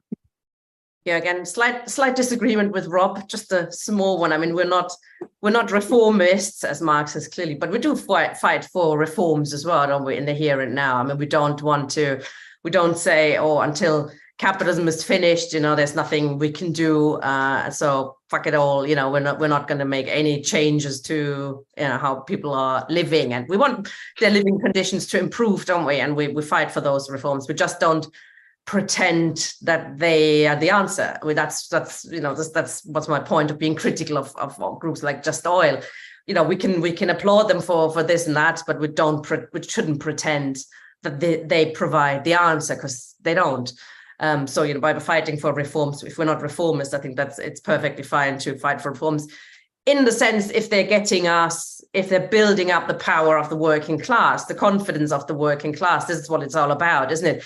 We should always fight for democracy, etc., not because it's a nice idea, but because we need it. We need it to organize. We need to be, we have to have free speech. We need to be able to organize democratically, etc., to build our forces. That's why we're calling for reforms, to build up the working class in its confidence and what it can fight for.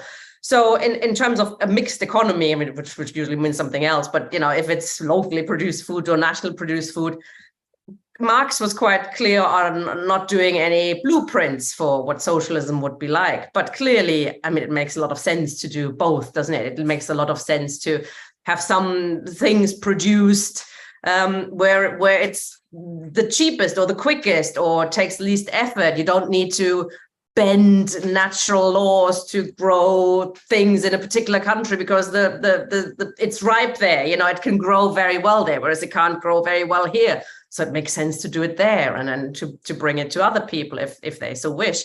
But of course, I mean, in terms of, and as Rob pointed out, you know, this growing your own food is a human thing as well, isn't it? It makes you more human. It makes you a fully rounded person if you don't just open the tin, but you can see where it grows. And it actually does something to you, even just watching flowers grow outside in your garden or a plant, isn't it? It's a very human experience and it's good for kids, etc.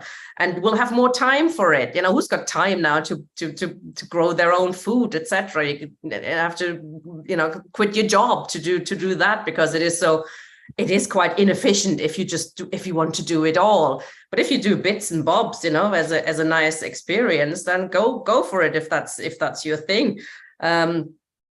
Is it a question of distribution? Of somebody in the chat, and Mark tended to that. Of course, it shows the irrationality of capitalism. That, you know, rather, and it's not a mistake, isn't it? It's not done.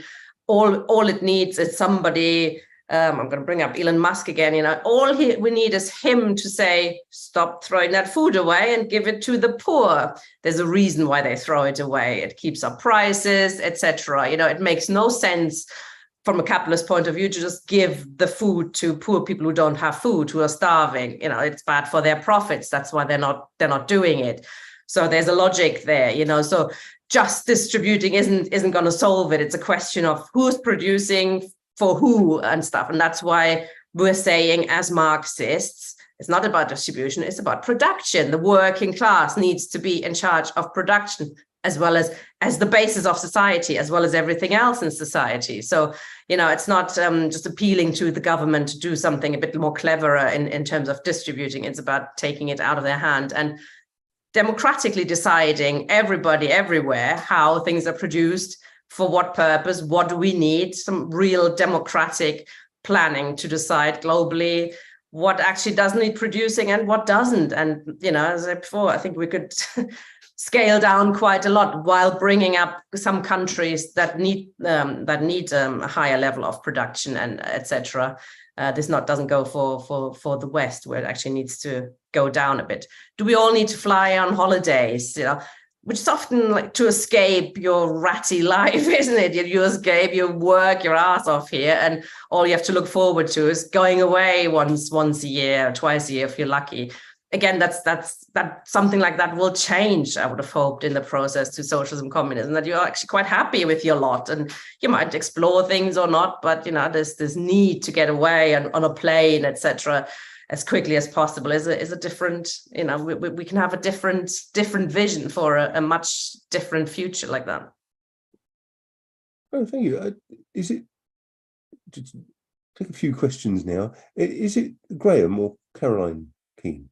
Is that Graham? It's Graham, yeah. So Graham. Okay. Yeah, Caroline. Right. I like to. Sorry, I have to go. I can't wait.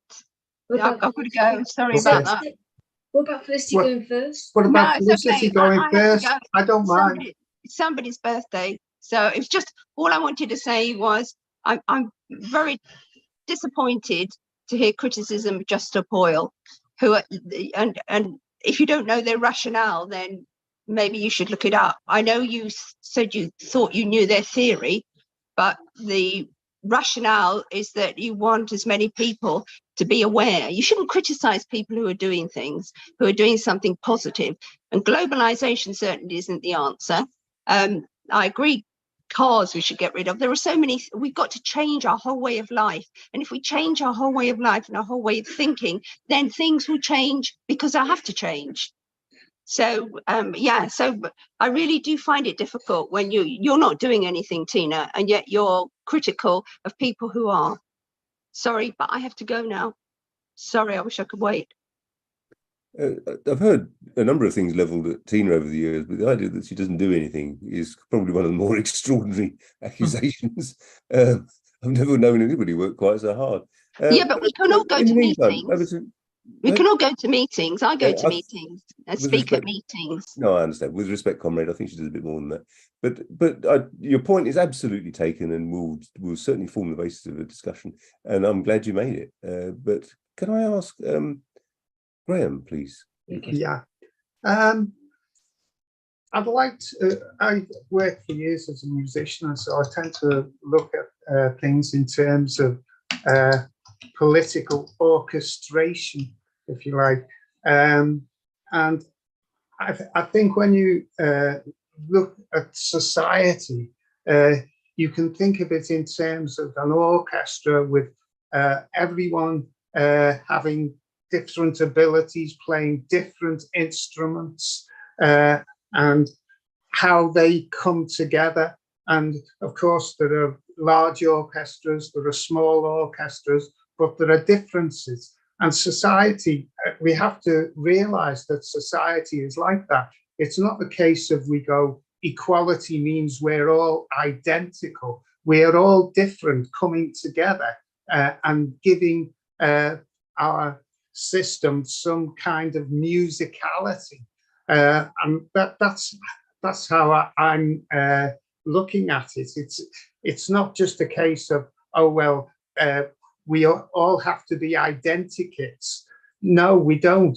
We have to be able to work differently and appreciate our differences. That's really my point. Thank you very much. And Simon, please. Thanks. Hi, everyone, and thanks for the great introductions, Tina and Rob. Things a bit blurry. I just had a couple of points kind of raising from the discussion, which I thought was quite interesting. I mean, on Just Stop Oil and Extinction Rebellion and groups like that, I mean, obviously, they're incredibly brave people. I mean, they're getting assaulted in the street by, enraged car users, and loads of them have gone to prison and, or like at the very least been arrested. So I don't think anyone's kind of criticizing the bravery of the people involved. I think it's whether the tactics are going to be able to build the kind of movement that we need to win. I think that's more Tina's point. I mean, I think Just Stop Oil starts from the perspective that people aren't aware of the climate crisis. And so they need to do disruptive tactics that get in the newspapers to make people aware of the climate crisis. That's why they're throwing orange paint everywhere and, disrupting like Wimbledon and things like that. I'm not sure that it's that people aren't aware of the extent of the climate crisis. I mean, it's in the news almost every day. It's in newspapers. And lots of people are just flat out deniers, but I think lots of people are aware of the scale of the climate crisis. I think the problem is they don't feel empowered to do anything. I mean, I'm sure we all do the same thing. We come to meetings like this, or we watch a documentary about environmental crisis or and then you just think, well, because it's not just a question of, say, in the 80s, there was like CFC emissions that created the hole in the ozone layer. And then everyone said that was bad. And the capitalist class managed to introduce a series of, reforms, like regulations, which kind of reduce the amount of CFCs. And the hole in the ozone layer is now closing up, which is my understanding.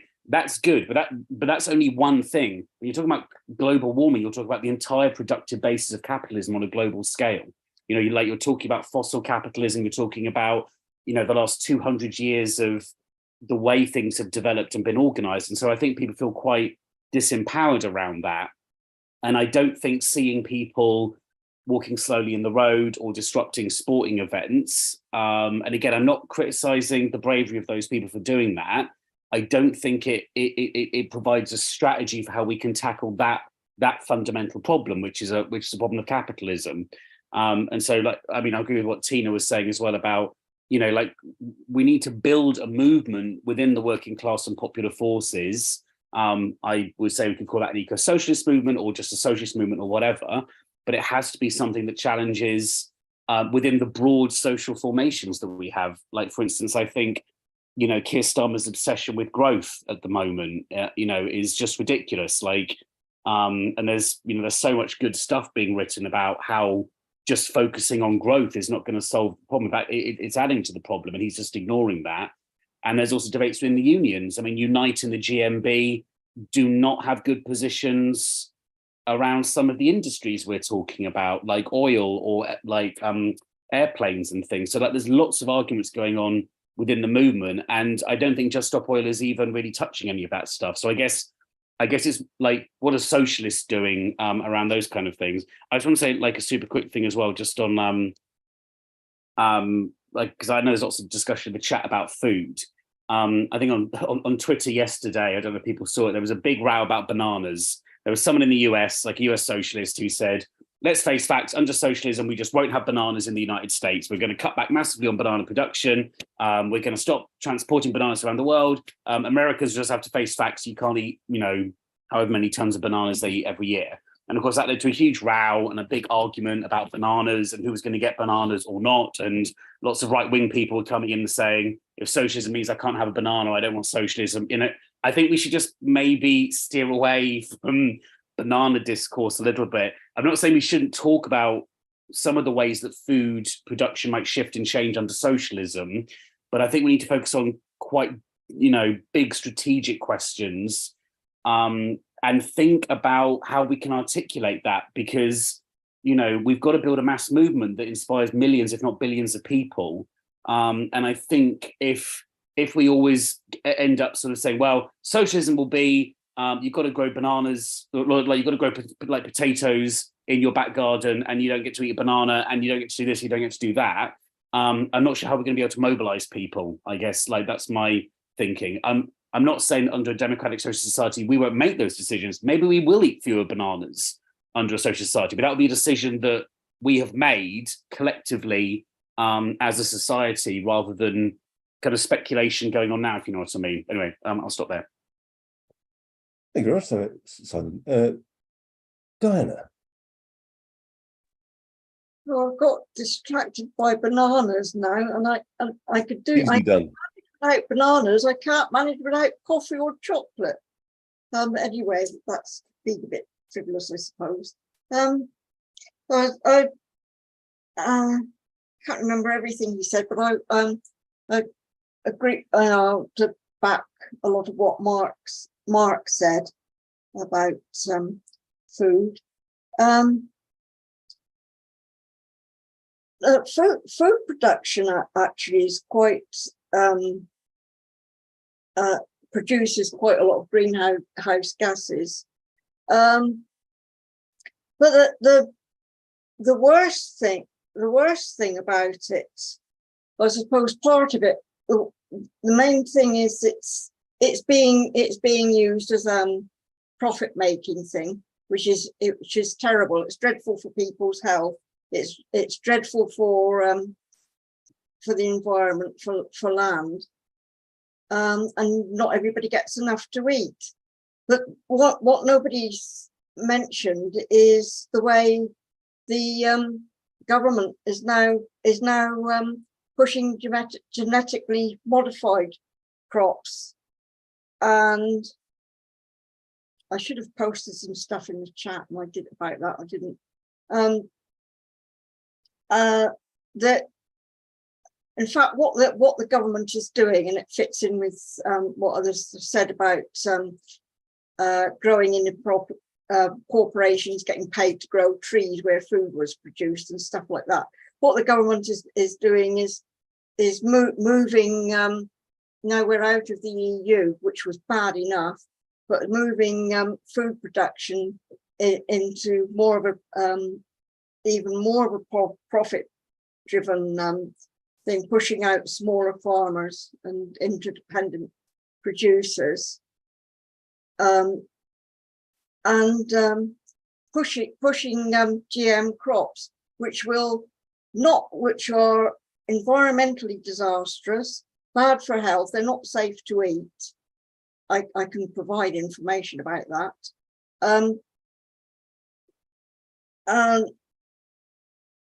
What the whole point of them is to make profits for the corporations that push them, and it's all part of patenting seeds so that you don't small farmers. Doesn't happen so much in Britain. I think they've been pushed out more, but it's partly a global thing. Don't develop and keep their own seeds and keep the seeds that have been of food crops that have been developed over generations by small producers and indigenous producers. I think that's probably being pushed out more here than it has in poorer countries in the sort of global south.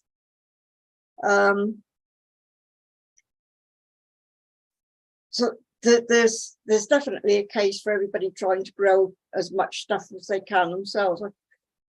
I try and grow a bit, but it does take a lot of work, and I can't do it. And not everybody has the space. But there's also a movement of growing stuff in cities, and that's what Cuba is doing.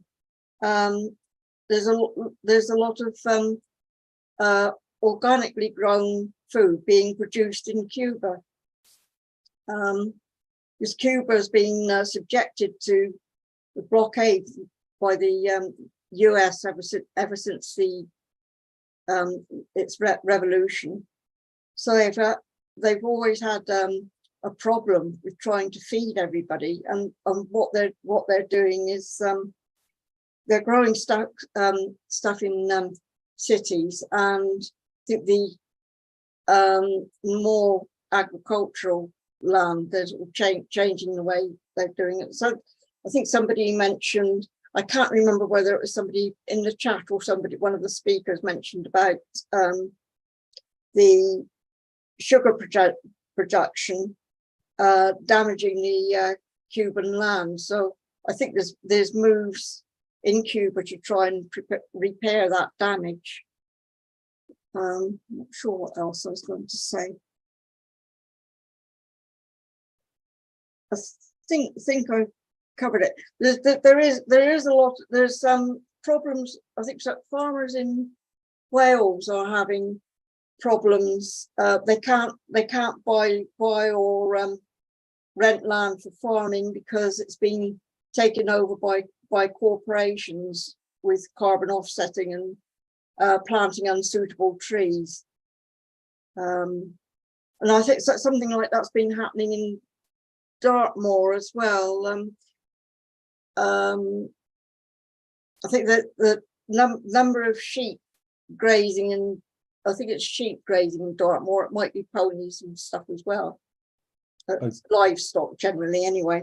They're being pushed off the land, whereas I've seen or heard comments about how those animals actually help maintain the landscape and the ecology there. I've probably said enough now. No, well, excellent points. I mean, just as a insignificant point of interest, Dartmoor ponies are being used locally here to help maintain land. They play a very important part in the ecosystem. But of course, very important points around sheep production. We see it throughout Scotland, for example, areas turned over to grouse moor, a whole range of other things which are not related to food production, but are related to social and class relations. I'll just make a couple of little points and then ask our speakers to sum up, please. And as some of you will know, I'm a nurse by trade, and so therefore have an interest in disease. And of course, disease is intimately bound up not only with food production and poverty of food production and so on, but also has played a part in social transition. For example, arguably the demise of the Roman Empire was speeded up by malaria becoming a feature in the Italian peninsula. We know that the Black Death of the 14th century hastened the demise of feudalism, and the Black Death itself was a direct consequence of an international trade in commodities, which led to the transmission of Rattus rattus, the black plague-carrying rat, as opposed to the more normal Rattus novegicus. and disease has been an important part. And of course, that other great pandemic, the one that's sort of receding in people's memories, that of AIDS, has absolutely decimated the African continent and a lot more countries besides, and is still a huge, having a huge effect on world populations. So, on that note, comrades, who would like to go first to sum up? Tina? Yep. Rob? Yeah, I'd just like to comment on a few points made. I think Simon made some excellent points, and I think, again, Tina's criticised me a number of times for kind of saying, oh, well, we're not going to be able to have everything the same. And it's like, well, again, the technological advances that have been made allow us to produce bananas wherever we are. We can grow bananas in any country, anywhere, anytime. We have that capacity now. We don't have, it's not like, and it is accessible. It is something we can achieve. And it's also this notion of what science is under socialism, under communism. Science is not something that is exclusively used for the pursuit of commodity growth.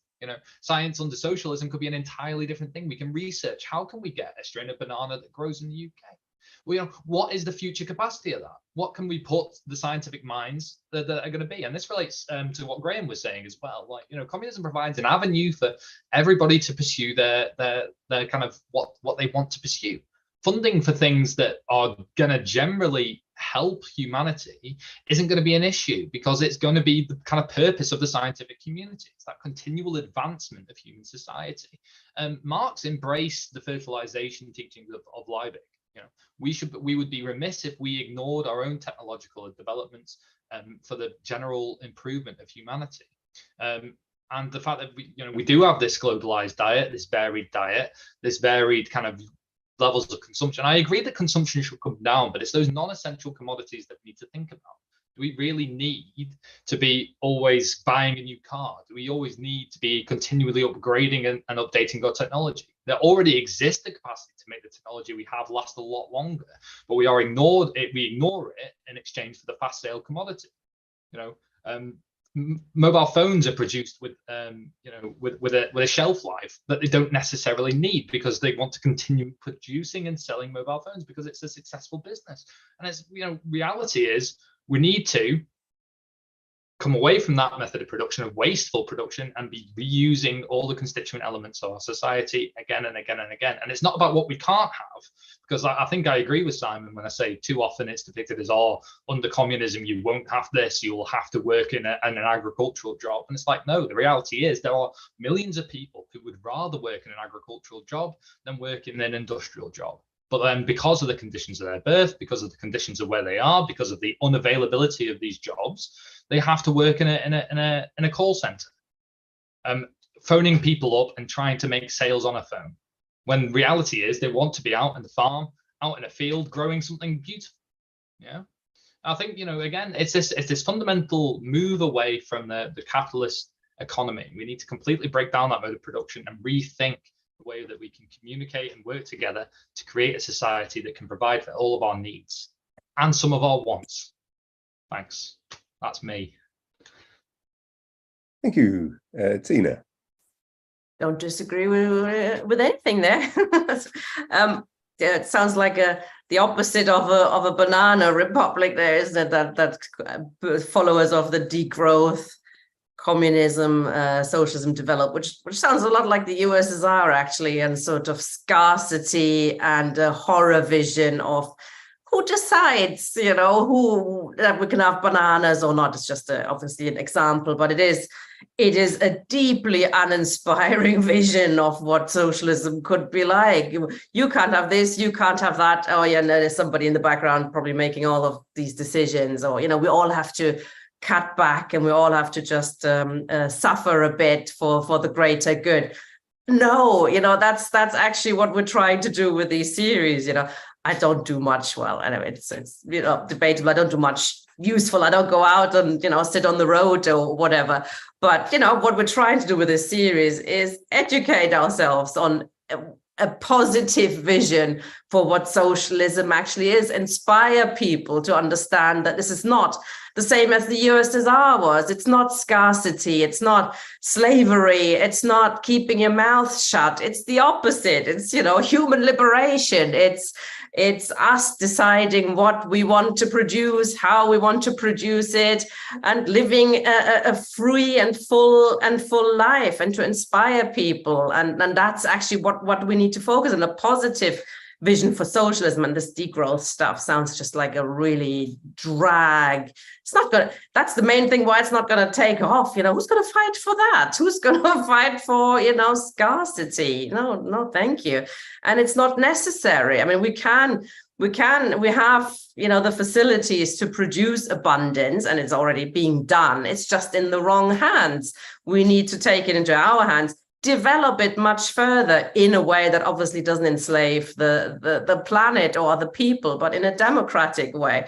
And it's important to understand that Marx and Engels, you know, were big fans of technology, but not for technology's sake, for liberating humanity's sake, for our use, you know, for freeing us so that we don't have to slave away 8 hours in a stupid job, but that we can, you know, maybe reduce working hours bit by bit. I mean, we do fight for reforms in the here and now, and in empowering the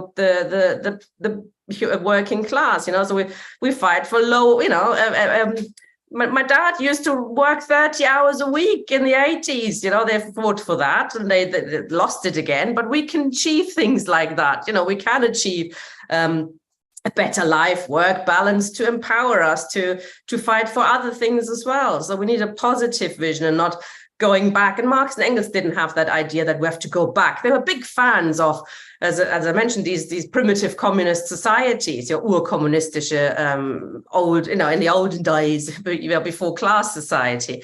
But they would have never dreamt of saying we have to go back to that. We have to rewind, and we have to say, oh, we can't have this or we can't have that. No, going forward, clearly, you're you know, returning on a higher level.